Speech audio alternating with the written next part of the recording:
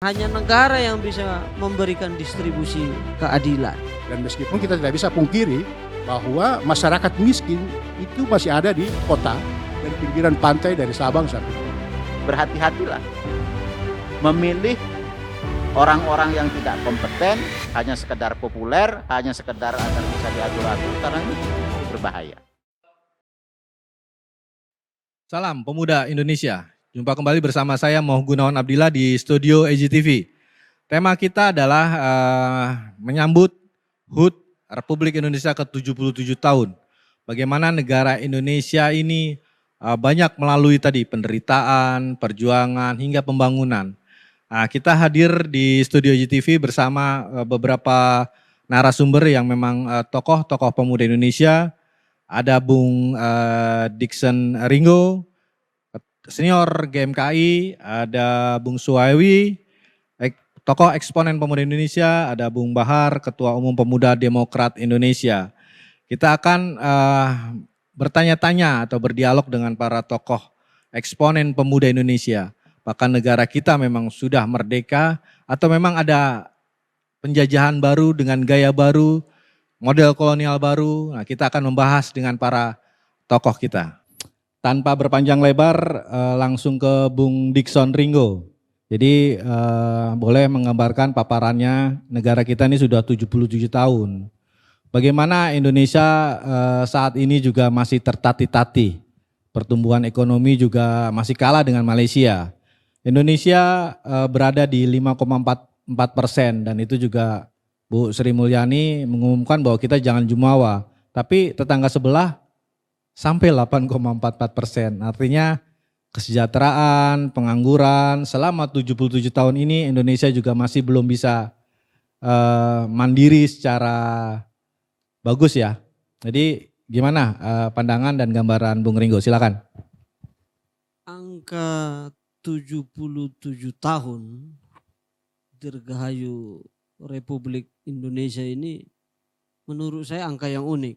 Pertama, Pak Jokowi tampaknya paling menyukai angka 7. Lalu sekarang ini angka 7-nya double, 2 kali. Lalu yang kedua, situasi kita sekarang berada pada situasi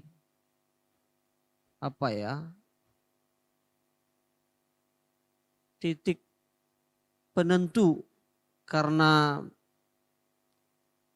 situasi global yang sekarang di depan mata menjadi ancaman, krisis pangan udah jelas, krisis energi sudah jelas di depan mata, lalu kemudian krisis ekonomi. Kalau merujuk pada dua situasi itu, angka 77, 7 dan 7 yang diulang 2 kali, mungkin barangkali secara batin ini akan menjadi titik tonggak lesatnya kemajuan Indonesia. Atau kalau tidak mampu mempersiapkan diri dalam situasi yang rumit sekarang ini secara global, jangan-jangan kita akan nyelungsep ini. Karena Pak Jokowi sendiri sudah menyampaikan informasi yang dia dapat dari Sekjen PBB, tahun depan masa yang gelap. Lalu juga sudah menyampaikan bahwa ancaman pangan di depan mata. Lalu kemudian situasi di dalam negeri juga saya kira menjelang politik kepemiluan 2024 akan menciptakan instabilitas. Jadi ini bisa menjadi semacam potensi babak baru atau juga semacam ancaman baru dalam bernegara ke depan. Saya kira itu catatan pengantar kalau yang bisa kita tangkap dari hiruk pikuk belakangan ini. Oke, Bung Dickson, sudah kita tangkap poinnya. Nanti di sesi kedua kita akan bahas lebih lengkap mengenai tadi gelap dan bagaimana nanti solusi-solusinya. Oke, kembali ke Cawi nih. Ini yang mungkin bisa memberikan pandangan yang terang benderang nih kepada negara kita yang sudah 77 tahun dan bagaimana orang-orang juga masing-masing mengisi kemerdekaannya dengan cara-cara sendiri. Yang kaya bagaimana, yang miskin bagaimana. Silakan, Cawi. Terima kasih Mas Gun. Assalamualaikum warahmatullahi wabarakatuh. Selamat malam, salam sejahtera untuk pemirsa ICTV. Saya ingin menjawab pertanyaan awal Mas Gun. Sudahkah Indonesia merdeka? Sebagai bangsa dan sebagai negara, kita bisa mengatakan bahwa kita sudah merdeka. Setidak-tidaknya kita atau pemimpin-pemimpin kita bisa duduk mengatasnamakan negara Indonesia dengan negara-negara yang lain. Bisa sederajat di ruang-ruang PBB, Perserikatan Bangsa-Bangsa ya, bisa duduk bersama di G20 dan seterusnya. Kalau itu makna kemerdekaan, itu barangkali kita bisa dikatakan bahwa kita sudah merdeka. Artinya bangsa kita sudah bisa mengelola dirinya sendiri, mengurus dirinya sendiri. Namun, kalau kita lihat secara praktek misalnya, berapa warga negara kita yang cukup makan sehari 3 kali, dan berapa banyak warga negara Indonesia ini yang harta kekayaannya tidak habis 3-7 turunan. Kayak gitu. Ini contoh sederhana. Dalam konteks misalnya Gini rasio. Kalau kita mau merujuk pada misalnya hutang luar negeri kita, walaupun pada tahun ini kita pada kuartal 2022 ini kita mengalami penurunan, tapi tetap saja hutang luar negeri kita itu tercatat sekitar 590 5.900 triliun rupiah atau sekitar 400 juta US dollar. Itu hutang luar negeri kita. Kalau dibandingkan dengan APBN kita yang setahun sekitar 2.000 triliun, maka sejatinya kita itu berarti senilai dengan 3 tahun APBN nasional kita secara keseluruhan. Itulah sejatinya seperti apa kita merdeka itu, ya kan?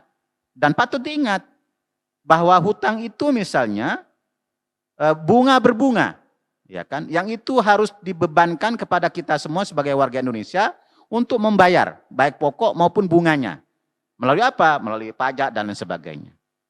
Nah, belum lagi misalnya kalau kita mau merujuk kepada situasi-situasi yang akan berkembang ke depan. Krisis pangan, ya kan? PMK di ternak, pertanian, garam saja impor, ya kan, beras impor, gandum apalagi, terus belum lagi misalnya krisis energi yang sekarang subsidinya juga sudah lagi diperbincangkan. Ini persoalan-persoalan yang sangat serius yang ada di depan mata kita. Nah, situasi semacam ini tentu menjadi keprihatinan kita bersama.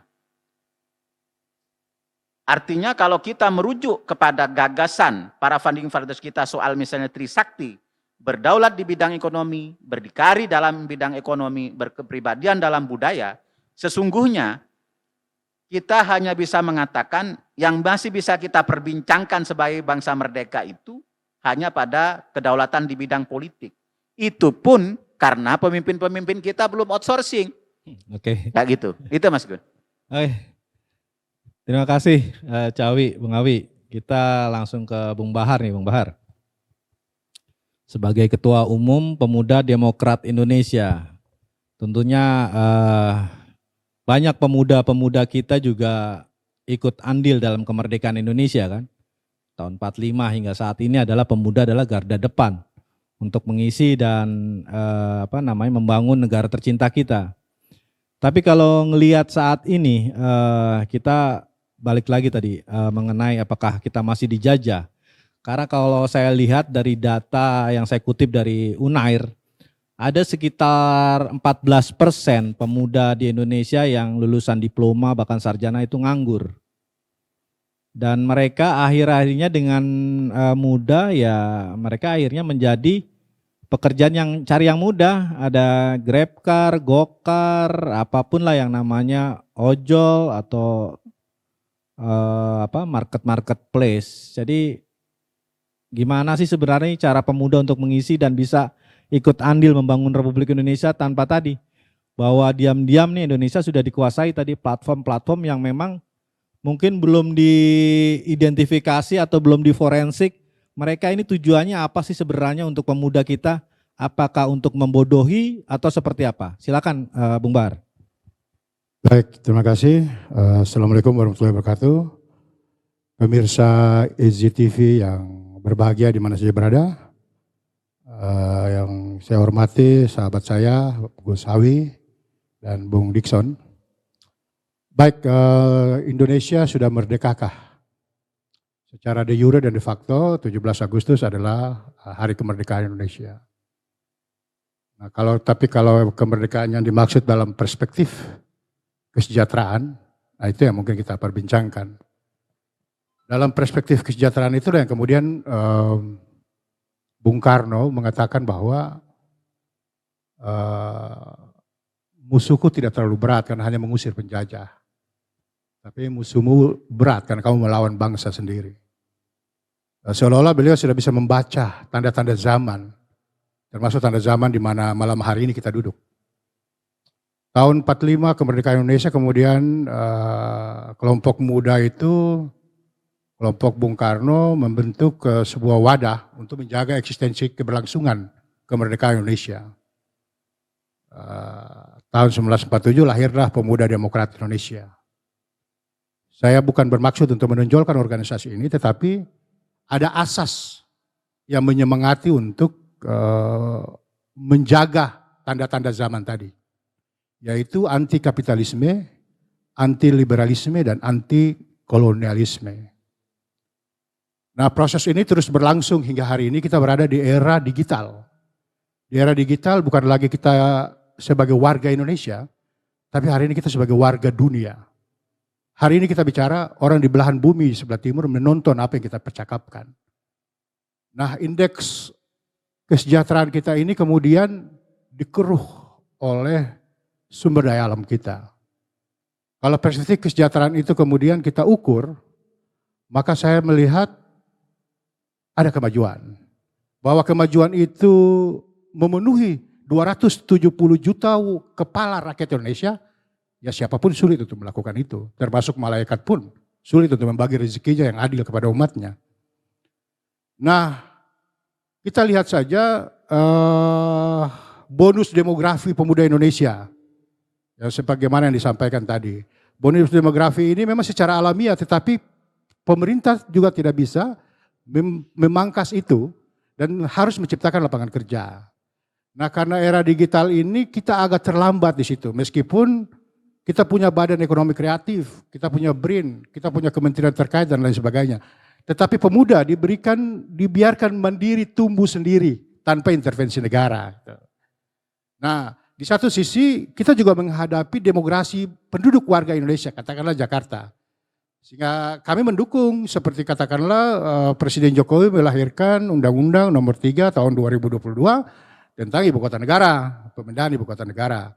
Yang sebelumnya juga merampungkan persoalan sumber daya alam kita, di mana 39 undang-undang disatukan dalam sebuah undang-undang, Undang-Undang 11 tahun 2020 tentang Cipta Kerja. Meskipun kemudian ada sebagian kelompok menggugat itu.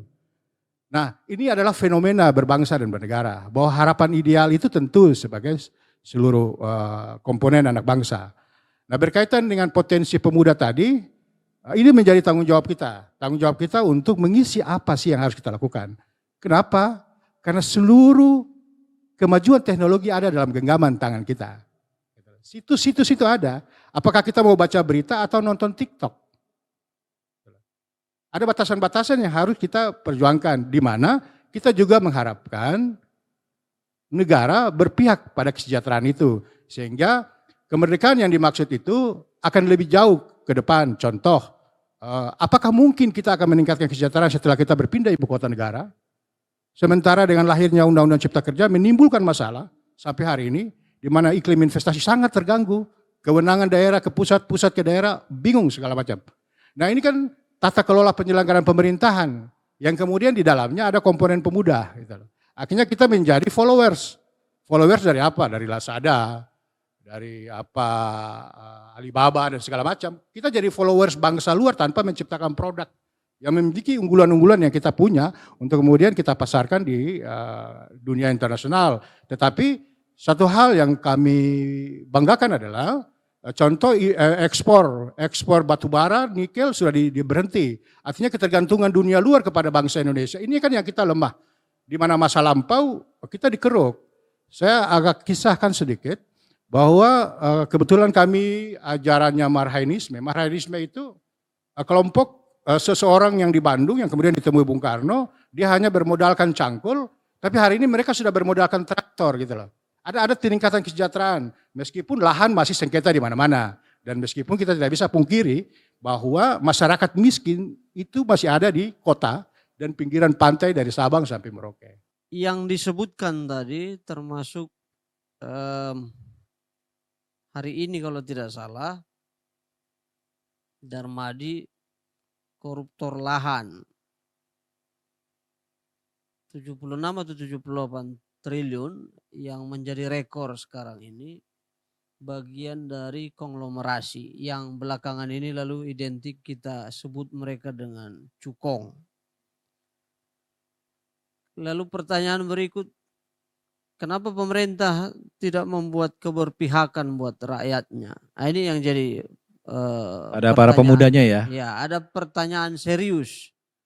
Lalu kita rujuk lagi, ternyata konglomerasi itu tadi yang kemudian kita kategorikan sebagai cukong dalam bahasa Hokian itu, cukong itu bos, ketua besar atau pemilik uang banyak. Cukong-cukong ini kan dulu semua orang miskin ini. Lalu diberi konsesi untuk mengimpor gandum, tepung dan lain-lain sampai kemudian belakangan ini menguasai seluruh sektor kehidupan, bahkan di sektor pangan. Rakyat kecil saya kira hanya bertani lebih banyak di sektor padi kalau urusan pangan. Tapi urusan yang lain, sawit yang kemarin jadi masalah, kita tahu sendiri, lalu kemudian apa lagi? Perkebunan, semuanya konglomerasi itu. Jangan-jangan ada yang salah, jangan-jangan di balik layar negara memang sudah menyerahkan semua urusan ini ke mereka sehingga mereka tidak berdaya untuk kemudian memberdayakan rakyat sendiri. Ya, ada lahan negara yang diberikan kepada rakyat, tapi kalau mau jujur dihitung berapa persen itu dari lahan yang diberikan kepada konglomerasi. Akhirnya itu tadi indeks rasio Gini yang disebutkan oleh Caawi tadi, yang kaya semakin kaya, yang miskin semakin miskin, akhirnya rasio indeks Gini itu kita sangat besar sekali.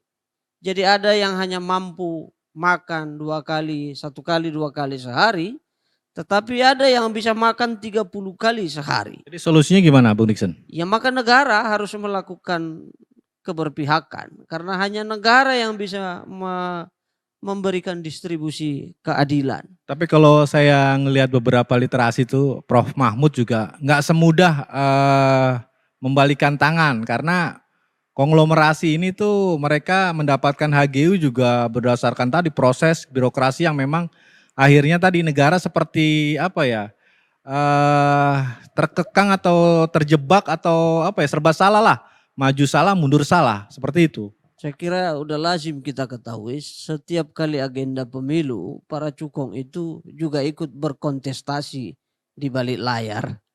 Dan karena itu saya kira kita harus melakukan tekanan-tekanan agar keterlibatan mereka di belakang kontestasi harus kita ingatkan. Ya boleh kamu membantu tetapi jangan juga berlebihan gitu. Dan anehnya kan belakangan ini kata cukong bohir menjadi tuan baru dalam politik kita. Ya kita sebagai aktivis saya kira 2 kata itu menjadi lazim belakangan ini. Antara kita butuhkan atau kita benci. Antara penolong kita atau sebetulnya setan yang menjebak kita. Lalu di sisi lain ya kita nggak mampu melakukan sesuatu. Maka perlu kita dorong negara mendistribusi keadilan itu, negara harus mengambil sikap gitu. Dan ketika negara sulit mengambil sikap, ya kita harus terus menerus melakukan tekanan. Kalau ini terjadi terus menerus, saya kira ya akan ada titik jenuh di mana titik kesabaran itu akan meluap, lalu saya kira ya siklus revolusi sosial itu kan di Indonesia selalu ada, agenda itu 20 tahunan gitu ya. Apakah kita harus menunggu itu lalu kalau komputer itu dilakukan restart, diulang semua sistem itu. Nah, kita berharap sebetulnya kan transformasi politik kita akan berjalan natural, alamiah, dan semakin dewasa. Karena masyarakat keterlibatannya dalam politik semakin tinggi, lalu kemudian negara juga semakin sadar bahwa dia tidak boleh dikooptasi oleh bayang-bayang yang merugikan kepentingan publiknya, kepentingan masyarakatnya. Kira-kira begitu, Mas Gun. Oke, terima kasih Bung Dikson. Kembali ke Bung Awi nih, Cawi nih. Jadi kita udah melihat bagaimana gini rasio, kesenjangan, dan ini sepertinya udah 77 tahun masih berlarut-larut ya kan. Bagaimana dulu Bung Karno menciptakan sistem lah, mulai dari kabinet hingga akhirnya timbul yang namanya tahun 58 itu dekret presiden. Akhirnya dia mengaku dikukuhkan sebagai diminta sebagai presiden seumur hidup lah. Cuman asing di sini sepertinya juga sudah melihat kan. Jadi masalah kesenjangan juga mau tidak mau kita harus menyebut tadi. Tadi ada cuan, ada bohir. Cuan asal kata dari mana, bohir asal kata dari mana. Jadi dari zaman Bung Karno saja sudah kelihatan bagaimana asing merobohkan atau meruntuhkan Bung Karno kan sebagai seorang presiden. Pak Harto juga demikian. Dulu dibujuk-bujuk Amerika, akhirnya disuruh mengeksekusi Timor Leste lah. Artinya setelah ini dibilang dia biang kerok demokrasi, artinya asing sangat berperan kuat terhadap Republik Indonesia ini. Jadi kita udah, kalau kita mau cek dari Sabang sampai Merauke itu hampir seluruh perusahaan raksasa asing ada di kita. Dan pion-pionnya adalah tadi konglomerasi yang ada di kita. Saya sebut konglomerasi karena dia itu sebenarnya pion asing. Banyak dana-dana mengalir. Ya, contoh Singapura lah, negara kecil tapi bisa mengontrol kita. Silakan Cawi untuk ini menggambarkannya. Ya, sebenarnya keterlibatan asing lah ya, asing atau istilah lain lah. Itu di Indonesia memang tidak bisa dinafikan. Dari periode ke periode, dari rejim ke rejim, dari masa ke masa selalu ada. Tapi belakangan ini menurut saya terlalu dominan. Dan terlalu mengontrol semua lini. Yang ini sangat berbahaya bagi masa depan bangsa, negara bangsa Indonesia. Nah, kenapa di satu sisi akan semakin melahirkan ketimpangan dan kesenjangan, di sisi yang lain semakin meminggirkan warga negara Indonesia, terutama dalam sektor-sektor hajat hidup. Nah, sesungguhnya secara awam orang itu kan melihat korupsi itu seperti yang diatur oleh undang-undang, ya kan. Tapi apakah salah kelola negara atau sengaja dibikin salah kelola, itu bagian dari korupsi. Walaupun dia tidak misalnya memperkaya diri sendiri. Contoh, sebagai menteri saya bikin pelabuhan dari dana APBN yang datang dari pinjaman, yang itu harus dibayar dan bunganya juga. Habis itu sesudah jadi pelabuhan itu saya jual ke asing dengan harga murah. Padahal dengan rugi maksud saya, dengan harga yang rugi. Padahal dananya ngutang dengan bunga, habis itu dijual rugi. Ini sebenarnya Mas Gun, menurut saya praktek operasi neokolonialisme imperialisme yang dimaksud di masa lalu itu. Ya kan, bagaimana korporat itu beroperasi di Indonesia ya kan, dengan memanfaatkan celah-celah dan instrumen-instrumen yang kosong. Seperti itu. Dan ini yang kemudian menggejala. Yang ini kemudian membuat anak-anak muda sekarang ini menjadi terpinggirkan. Taruhlah misalnya dengan platform-platform IT sekarang yang berkembang, yang masif. Sejauh mana kita misalnya mampu menarik keuntungan selain sebagai dari pajak? Apakah platform-platform itu misalnya bisa secara maksimal kita berdayakan atau justru sebaliknya? Artinya ketika instrumen negara, tools-tools yang ada itu tidak mampu menjawab dan tantangan zaman, ini menjadi persoalan. Restart itu menjadi keniscayaan dan itu yang berbahaya. Kayak gitu. Dan itu para pemangku kebijakan, para kaum intelektual tidak boleh terlena. Kayak gitu. Jadi sekarang ini yes man, oke bos, mantap, paten, ya kan? Itu menjadi gejala. Asal bos senang, asal pimpinan senang, ya kan? Sementara misalnya situasi-situasi, permasalahan-permasalahan yang ada tidak terjawab dan tidak terselesaikan. Negara menjadi autopilot, ya kan? Tidak jelas siapa yang mengemudikan, kemana arah tujuannya. Ini kan tidak boleh terjadi. Seperti itu. Jadi orang harus tahu, saya sebagai warga negara harus tahu kemana pemimpin saya ini mau mengarahkan negara ini. Bahwa kalau kamu ikut saya atau ikut kepemimpinan kami, 5 tahun lagi kita akan sampai ke sana. Kayak gitu. Nah sekarang ini kan tidak demikian. Tadi udah disampaikan misalnya, Omnibus Law misalnya, justru menjadi ruang kekosongan hukum. Ya kan, berbagai instrumen dan lain sebagainya. Ini kan persoalan kemudian. Kayak gitu. Tidak boleh sebuah peradaban ini tidak punya cetak biru. Kayak gitu.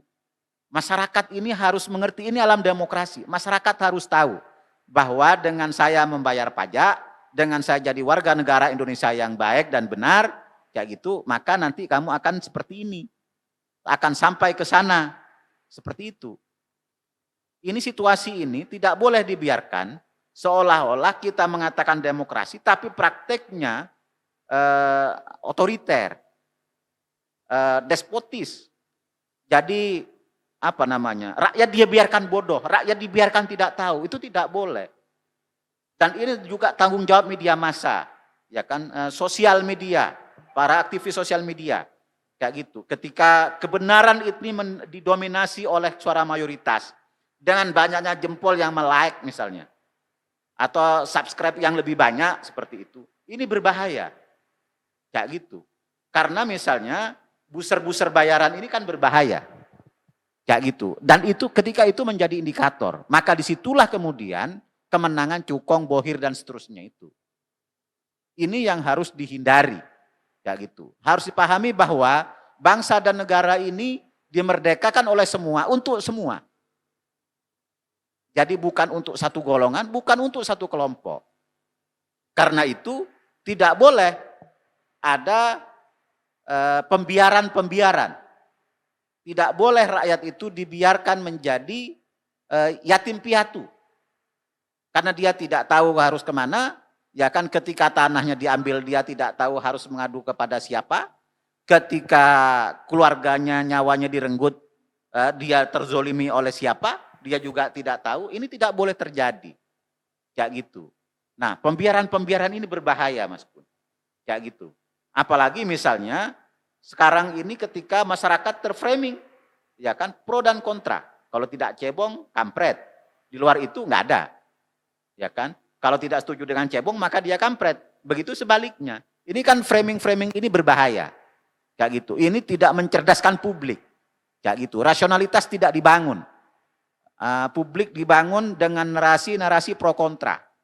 Kayak gitu. Padahal misalnya harus diedukasi bahwa publik harus membantu para pemangku kepentingan, para pemangku kebijakan untuk mencari solusi atas berbagai persoalan yang ada. Seperti itu. Itu Mas Gun. Ya, jadi kan menuju negara sejahtera welfare state itu banyak negara tadi kan misalkan dalam undang-undang disebut bahwa orang miskin dan anak terlantar juga diasuh oleh negara. Tapi fakta di lapangan juga masih banyak tadi kan. Bung Dikson bilang katanya yang mau makan 2 kali 3 sehari, tapi Bung Burhan juga bilang katanya ya nggak bisa mesejahterakan seluruh rakyat, apalagi ada 270 juta. Jadi memang sangat kontras, Cawi. Jadi sebenarnya solusinya gimana sih? Apakah kita sudah ada namanya undang-undang kemiskinan atau undang-undang apalah untuk berpihak kepada rakyat, dan tadi negara kita bisa welfare state, negara berkesejahteraan. Ya, sebenarnya ada 2 yang harus ditegaskan. Kita ini mau menganut welfare state atau welfare society. Kenapa saya katakan begitu? Kalau negara ini mau mengacu ke konsep welfare state misalnya, maka negaranya harus seperti apa? Kan ada prasyarat-prasyarat. Tapi sesungguhnya praktek di masyarakat ini kan welfare society. Orang sakit itu tidak di-cover oleh negara, tapi keluarga kok. Ketika dia tua itu, tumpuannya bukan bagaimana panti jompo menjamin kehidupan dia, tapi bagaimana anak keluarga familinya yang menghidupi. Ya kan? Prakteknya seperti itu. Oleh sebab itu misalnya, penyangga kehidupan masyarakat itu siapa? Kalau keluarga misalnya, maka keluarga itulah yang harus menjadi indikator. Sebuah keluarga itulah menjadi indikator apakah sebuah peradaban ini maju atau tidak. Ketika misalnya banyak keluarga yang makan aja susah, berarti negara ini ya kan belum mencapai tujuan dan targetnya. Kayak gitu. Ketika misalnya 4 orang anggota keluarga yang kerja cuma 1 misalnya, tentu itu akan jauh dari harapan kesejahteraan. Ketika yang bekerja 2 mungkin masih 50-50. Kan ukurannya kan begitu saja Mas Gun. Ketika kita indikatorkan dengan misalnya pengangguran. Kayak gitu. Kenapa? Karena masyarakat kita ini yang guyup, gotong royong dan seterusnya itu penyangganya itu keluarga. Kayak gitu. Jadi berbeda. Karena itu founding fathers kita itu menggagasnya keadilan sosial. Kayak gitu. Bukan patokannya misalnya berasaskan hak asasi manusia. Yang itu berdasarkan pada hak individu. Ini sebenarnya yang harus selesai. Kayak gitu. Nah, situasi-situasi seperti ini, dari mana kita harus memulai? Apakah dengan pajak yang tinggi ataukah seperti apa?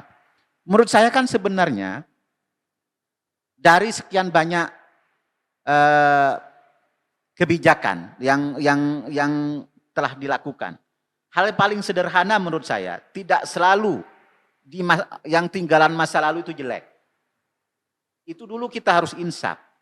Jangan jadi negara kutukan empu gandring yang urusannya saling tusuk dari generasi ke generasi. Kayak gitu. Jadi apa yang bagus di masa lalu, zaman Bung Karno misalnya, bagus ambil. Apa yang bagus dari zaman Pak Harto, bagus ambil. Apa yang bagus dari zaman SBY, Megawati, Gus Dur dan seterusnya. Termasuk Pak Jokowi misalnya. Tidak boleh seorang negarawan itu ya kan harus mampu mengakui bahwa si A itu walaupun berbeda pandangan, berbeda pilihan, kalau dia benar, kebijakannya baik, ambil. Tidak boleh malu. Di kita ini kan kebalik. Kayak gitu. Semua yang berbau masa lalu seolah-olah ini kutukan. Nah, ini yang terjadi. Contoh sederhana misalnya. Untuk layanan kesehatan saja di kita ini. Sejak era reformasi sampai sekarang, di zaman Orde Baru lah ada posyandu, ada puskesmas. Iya kan? Untuk pemerataan kesehatan yang murah, terjangkau sampai ke pelosok desa. Ya kan? Di zaman Orde Baru ada SD Impres. Kayak gitu. Sekarang lebih marak misalnya SD terpadu. Yang itu swasta dengan kualitas yang lebih bagus tapi bayaran lebih mahal. Kayak gitu. Nah, jadi pemerataan dengan pendidikan yang dengan kualitas yang memadai kemana? Tidak terjadi. Universitas misalnya, dulu dimaksudkan orang masuk perguruan tinggi negeri itu orang yang cerdas-cerdas, ya kan, yang serius belajar. Kan kayak gitu. Dengan praktek adanya BHMN misalnya, siapapun bisa negosiasi. Kan ini yang terjadi. Kayak gitu. Jadi lain pemangku kepentingan berubah kebijakan. Karena kenapa? Begitu ditelusuri ada kepentingan bohir, cukong dan lain sebagainya. Kenapa kepentingan itu masuk? Ya karena misalnya waktu mau jadi pemimpin dia hadir. Kan itu yang terjadi persoalan, ya kan? Menurut saya, ya memang sistem politiknya harus dibenahi. Ya gitu, kalau mau ditata. Ya, karena popularitas itu tidak selalu ekivalen dengan kompetensi, dengan kemampuan. Orang bisa populer tapi belum tentu dia memiliki kemampuan yang dibutuhkan. Padahal kalau saya sebagai orang Islam itu diajarkan, tempatkan seseorang itu sesuai dengan keahliannya. Ya gitu. Kalau dia ahli tukang sumur, maka dialah yang tukang sumur paling baik untuk bikin sumur. Seperti itu. Nah, yang terjadi belakangan ini tidak penting itu. Sekarang ini yang terjadi adalah siapa dekat dengan siapa, siapa punya berapa banyak modal, itulah yang dipilih, itulah yang terpilih, itulah yang kemudian dikasih amanah. Ya kan? Ketika dalam perjalanan misalnya dia seenaknya sendiri, tidak penting dengan apa yang mau dilakukan, ya itu konsekuensi yang kita terima sekarang. Ya gitu. Jadi kemudian bangsa ini menjadi terkonstruksi oleh sekelompok korporasi lah ya, kayak gitu. Yang terjadi seperti yang Mas Gun bilang tadi. Itu Mas Gun. Oke, terima kasih Cawi. Kita ke Bung Bahar nih. Sebagai tokoh dan sosok Ketua Umum Pemuda Demokrat Indonesia. Jadi kita sudah melihat kan gambaran dari Bung Dikson, dari Cawi, bagaimana tadi parameter atau indikator yang sudah ditunjukkan ke Cawi. Bahwa saya sendiri rasa-rasanya ini negara ini juga memang banyak terjadi pembodohan. Banyak hal yang memang mungkin Pak Presiden Jokowi juga tidak mampu membendungnya. Mungkin kalau ada gerakan atau bantuan dari Bung Bahar selaku Ketua Umum Pemuda Demokrat Indonesia untuk mendorong tadi hal-hal yang tidak lazim. Bagaimana tadi kolusi, korupsi, nepotisme sampai hari ini masih ada. Bung Dikson cenderung dengan yang namanya tadi bohir. Dan setiap mau pemilu selalu ada yang namanya cukong, bohir. Dengan tadi nanti mereka akan mendapatkan sesuatu. Dan faktanya memang sudah dibagi-bagi itu. Yang tadinya belum lahan karena dia nyumbang untuk kemenangan salah satu capresnya ya dia akhirnya pada berjalan waktu ya dapat ya. Izin-izin, mau tambang, mau perkebunan, mau apapun. Bahkan sosok menteri pun, bangku pun juga mereka dapatkan. Karena tadi para sponsor tadi, bohir atau yang tadi cuan atau konglomerasi apapun. Gimana tanggapan Bung Bahar melihat fenomena seperti itu dan terus menerus dan sampai kapanpun juga kalau nggak ada gerakan tadi pembendungan ya akan terjadi terus menerus. Silakan Bung Bahar. Baik, terima kasih. Terkait dengan intervensi asing, kita ini merdeka karena adanya orang asing. Orang asing datang dalam menjajah kita 350 tahun dan kita merdeka. Asing itu kan tidak selamanya negatif. Kita ini beragama dari luar juga, bukan agama nenek moyang. Jadi ada hal-hal positif dan ada hal negatif. Nah berkaitan dengan investasi iklim tadi, ataupun faktor yang lain, saya melihatnya lebih pada, kebetulan saya pelaku tambang ini. Saya pelaku, karena saya konsultan hukum pertambangan Indonesia. Kita tidak siap. Bung harus tahu bahwa orang berinvestasi di tambang, dia harus punya modal 1-2 triliun. Dan kita nggak siap. Kita punya lahan tapi kita nggak siap. Undang-undang sudah memberi. Bahkan ada pertambangan rakyat yang luasnya hanya 100 hektar. Tapi kita juga nggak siap karena harus ada traktor. Nah, jadi saya melihatnya itu kepastian hukum, Bung. Ya. Pemerintahan ini selalu berubah-ubah undang-undangnya. Sudah tertib hukum, berubah lagi. Belum lagi ada aspek tadi, digitalisasi secara internasional. Nah, faktor masuknya asing dan dia menguat itu, karena kita tidak siap untuk memproteksi diri kita terhadap digital. Saya kalau pakai gunakan ajaran Bung Karno itu tentang nation and character building. Character building pertama adalah pertahanan diri kita sebagai individu pemuda Indonesia. Lalu kemudian society character building, bagaimana kita berada di tengah-tengah masyarakat. Kalau Anda pemimpin ormas, Anda pemimpin umat, Anda pemimpin ini, ya jaga ruang-ruang batas itu di mana asing itu akan masuk. Karena mereka sudah, kalau undang-undang Ciptaker itu, mereka by port to port, tidak mesti harus Jakarta, bisa datang aja orang Cina datang di Kendari, akhirnya heboh waktu itu kan. Nah, kemajuan ini tidak diikuti dengan edukasi kepada masyarakat, perkembangan ini, perubahan ini. Sehingga kita tidak siap untuk menghadapi itu. Lalu kemudian juga penyelenggara negara. Sering kita dengar bahwa yang ada visi presiden, tidak ada visi menteri. Kenapa? Karena rata-rata pembantu menteri, pembantu presiden pimpinan partai politik. Ini juga tidak bisa kita pungkiri bahwa gangguan dari dalam itu jauh lebih kuat untuk merusak sistem yang ada yang kita di luar. Bagi-bagi kekuasaan itu yang mempengaruhi tingkat kesejahteraan kita itu. Artinya sudah pasti melihat kerangka struktur, kalau itu penyelenggara negaranya ada partai politik, maka dia akan melihat struktur partainya. Kalau kamu nggak merah, nggak kuning, nggak ini, ya nggak sejahtera kamu. Itulah. Maka kita tahu, kita nggak usah ini. Kementerian ini dia kuasai sektor ini, kementerian ini dia kuasai sektor ini, kementerian ini dia kuasai sektor ini.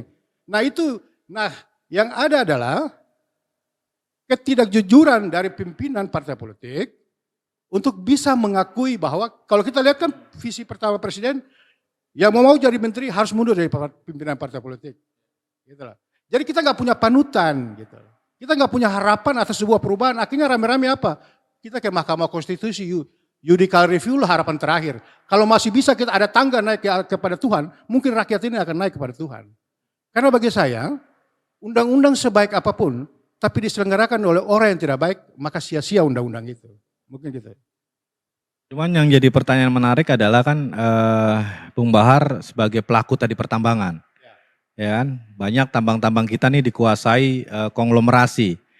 Nah tadi kan ada gambaran dari Bung Bahar bahwa rakyat ini tidak siap, terutama di modal. Nah, tapi sebagai pelaku-pelaku politis, sebagai yang dekat dengan sosok decision maker atau pengambil keputusan, menteri kah atau presiden kah atau siapapun di negara ini, contoh ada beberapa perusahaan tambang, bahkan ini menjadi isu besar nih di 2022 nih, ada yang namanya PT Bomba, PT Titan. Mereka perusahaan tambang tanpa agunan bisa mendapatkan modal. Gimana menurut Bung Bahar? Kalau kita lihat rilis Menteri Bahlil kemarin, ada sekitar 2.000 izin yang dicabut. 2.000 izin itu dicabut, ada faktornya, Bung. Pertama adalah regulasi yang berubah-ubah. Oke. Yang kedua, sistem pendaftaran para pengusaha melalui sistem OSS NIB. Kita ini nggak siap ini dengan digitalisasi. Para pengusaha kita ini nggak siap. Tapi kan pertanyaannya gini tadi, yang tidak siap itu kan modal. Tapi bagi orang-orang yang tahu dan melihat celah tadi yang Cak Awi bilang ini, mereka bisa dapat modal dari bank-bank BUMN kita. Di situ yang saya mau masuk. Maka kepala daerah bertanggung jawab untuk itu. Izin itu kan mulainya dari bawah. Regulasi perundang-undangan tambang kita ini 3 kali mengalami perubahan. Izin mulai dari bupati, lalu 2014 ke gubernur, dan 2020 kemarin Pak Jokowi tarik semua ke pusat. Ini masih terjadi, maka ada istilah peti pertambangan ilegal itu. Karena kenapa? Karena ada tumpang tindih kewenangan. Tumpang tindih kewenangan ini asing, enggak. Anak dalam negeri sendiri. Bahkan bupati, kepala daerah bisa menandatangani 3 iup untuk lahan yang sama. Jadi sebenarnya kita ini siap. Rakyat ini siap, cuma kalah di modal. Artinya mungkin kita harus disup dengan katakanlah PT Freeport atau apa. Nah ini yang kita tidak bisa memberikan masukan kepada sistem perekonomian kita di daerah. Ini sangat mengganggu, maka orang dari luar itu masuk, bukan hanya investasi pengelolaan tambang, tenaga kerjanya semua lolos masuk ke dalam. Nah ini yang harus didekor oleh negara. Kenapa? Karena Undang-Undang Cipta Kerja ini dipraktek dalam peraturan daerah. Negara ini kan bukan hanya bicara presiden, tapi ada DPR RI, ada gubernur, ada bupati, lahan itu ada di sana, HGU itu ada di sana. Nah ternyata kita tidak sistem OSS atau pendaftaran sistem online tadi, membuat kita juga banyak kesulitan untuk masuk ke situ. Artinya digitalisasi ini kita nggak siap. Kita belum siap untuk mengelola itu. Maka kita hanya bisa menjadi bangsa followers. Gitu. Padahal ini kan kita bisa kelola. Seperti yang kita lakukan malam ini kan bagaimana mengindustrialisasi dunia digital untuk kemudian dia menjadi nilai marketing. Itu yang kita lakukan. Baik. Oke, Bung Bahar. Oke, kita udah mau mendekati 1 jam, kita ada closing statement nih dari Bung Dixon. Mengenai tadi, kita sebenarnya sudah merdeka atau masih dijajah atau penjajahan gaya baru atau ya mungkin tadi kan terjadi beda pendapat lah, Cak Awi lah, Bung Bahar lah. Silakan Bung Dixon. Menurut saya 77 tahun Indonesia yang dipimpin oleh Presiden ke-7 yakni Pak Jokowi sebagai sesama, katakanlah karena saya SMP SMA di Wonogiri, sesama orang Solo, walaupun saya juga dibesarkan di Jogja, jadi sesama orang Jawa, walaupun saya orang Batak yang besar di Jawa, mau mengingatkan bahwa angka 77 ini harus menjadi awal percepatan yang dilakukan oleh Presiden Jokowi yang adalah Presiden ke-7. Jangan sampai angka 77 ini lalu menjadi angka yang membawa kita pada kesialan, kehancuran. Karena itu tadi dua hal yang saya sampaikan sebelumnya, bahwa kata bohir, cukong sudah sangat erat dengan politik kita. Apa ya iya kita akan membiarkan itu terus menerus. Dan saya kira orang-orang seperti kami ini, saya, Cawi dan Bung Bahar, mengikuti dan mengamati itu terus menerus. Bagaimana kooptasi, cukong, bohir itu merusak sistem politik kita sehingga keadilan sosial bagi seluruh rakyat Indonesia itu tidak bisa didistribusi oleh negara karena sudah ada konsesi-konsesi di balik layar itu. Jadi karena itu saya kira kami sebagai kaum muda mulai saat ini mengingatkan para cukong dan bohir, saya kira harus mulai berpikir bahwa orang-orang seperti kami juga sudah mulai gelisah. Jangan sampai negara ini karena terjadi situasi yang mendesak lalu ya harus dilakukan restart. Dan saya kira siklus revolusi sosial kita selalu 20 tahunan. Apakah harus kita tunggu begitu karena publik semakin muak dengan situasi, dengan sulitnya hidup? Ataukah kita mulai memperbaikinya pelan-pelan sehingga kita tidak perlu restart karena kekhawatiran kita terhadap bohir dan cukong yang sudah menguasai sistem politik kita. Mungkin itu Mas Gun. Oke, terima kasih Bung Dickson. Cawi udah lihat tadi kan closing statement dari Bung Dickson. Jadi memang negara kita autopilot atau negara kita memang sudah ada apa? Supir sendiri dari luar atau disetir gitu. Silakan, Cawi. Ya, menurut saya Mas Gun, sebagai negara kita sudah merdeka 77 tahun. Tapi secara substansi, secara prinsip, kita tidak memiliki kedaulatan di bidang apapun. Berkepribadian dalam budaya misalnya. Mana budaya kita yang kita nyatakan sebagai budaya bangsa kita sekarang ini, ya kan? TikTok misalnya kan bukan budaya kita kan, gitu. Atau Facebook misalnya kan bukan. Bahkan kita cenderung menjadi pasar dari itu. Yang kedua misalnya berdiri di atas kaki sendiri di bidang ekonomi misalnya. Ekonomi kita ini kan dikuasai oleh sangat sedikit orang. Ya kan, taruhlah misalnya tanah Indonesia ini yang sedemikian luas ini, mungkin orang-orang di kampung itu memiliki tanah tidak sampai 2 hektar. Padahal kalau jadi transmigran itu kan dikasih 2 hektar untuk hidup layak dia sebagai keluarga. Tapi orang-orang di kampung-kampung itu belum tentu memiliki tanah 2 hektar. Artinya sangat jauh dari prasyarat untuk hidup layak.